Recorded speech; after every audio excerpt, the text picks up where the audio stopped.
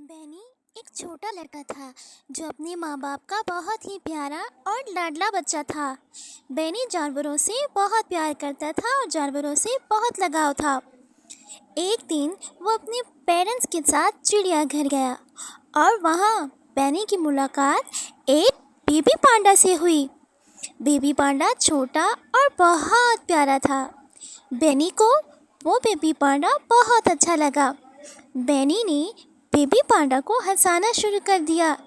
اس پر baby panda بھی ہنسنے لگا اور وہ دونوں بہت اچھے دوست بن گئے۔ بیبی پانڈا کا پسندیدہ کھیل چھپن چھپائی کا تھا۔ بینی نے بیبی پانڈا کے ساتھ بہت زیادہ کھیلا اور وہ دونوں کھیلنے میں مصروف ہو گئے۔ ان دونوں نے مل کر چڑیا گھر کو دریافت کیا اور نئے مقامات دیکھے اور آوازیں دریافت کی۔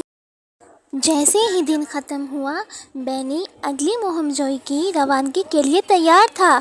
شام کا اندھیرا ڈھلتے ہی بینی چڑیا گھر سے نکل آیا۔ بینی نے بیبی پانڈا کو گلے لگا کر الوداع کیا۔ بینی نے چڑیا گھر سے نکلتے ہوئے مڑ کر دیکھا، پانڈا کی آنکھوں میں آنسو تھے۔